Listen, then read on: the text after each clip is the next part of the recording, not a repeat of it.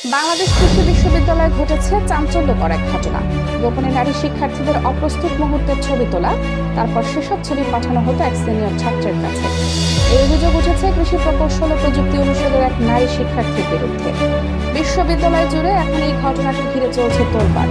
অভিযোগ অনুযায়ী অভিযুক্ত ছাত্রী নিয়মিতভাবে তার সহপাঠী মেয়েদের মতো কিংবা ব্যক্তিগত মুহূর্তের ছবি তুলতেন।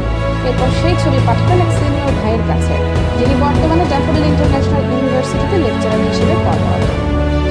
ঘটনাটি প্রকাশ্যে আসে 27 অক্টোবর, যখন ক্ষুব্ধ সহপাঠীরা বিষয়টি মৌখিকভাবে অনুষদের ডিনের কাছে জানান।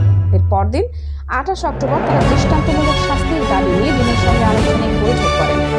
বিশ্ববিদ্যালয় সূত্রে জানা গেছে, অভিযুক্ত নারী শিক্ষার্থী সম্প্রতি কৃষি প্রকৌশল ও প্রযুক্তি অনুষদের ফুড ইঞ্জিনিয়ারিং অ্যান্ড টেকনোলজি বিভাগ থেকে স্নাতক সম্পন্ন করেছেন। অন্যদিকে যিনি ছবিগুলো গ্রহণ করতেন, তিনিও ওই বিভাগের সাবেক ছাত্র। বর্তমানে তিনি দেশের বেসরকারি বিশ্ববিদ্যালয়ে শিক্ষকতা করছেন। অভিযোগের বিষয়ে কথা বলেন অনুষদের ডিন অধ্যাপক ডক্টর মোহাম্মদ আব্দুল মজিদ। তিনি জানান, ছাত্রীরা অভিযোগ নিয়ে আমার কাছে আসে। আমরা অভিযুক্ত ছাত্রীর মোবাইল পরীক্ষা করে ছবি আদান প্রদানের প্রমাণ পাই। জিজ্ঞাসাবাদের সময় ছাত্রী নিজেই স্বীকার করেছে সে মেয়েদের ছবি তুলে এক সিনিয়র ভাইকে পাঠাতো। ডিন আরও বলেন, বর্তমানে ছাত্রীর মোবাইল ফোন সিলগালা অবস্থান করা অফিসে সংরক্ষিত আছে। বিষয়টি বিশ্ববিদ্যালয়ের যৌন নিপীড়ন প্রতিরোধ ও নিরোধ কমিটির কাছে হস্তান্তর করা হবে।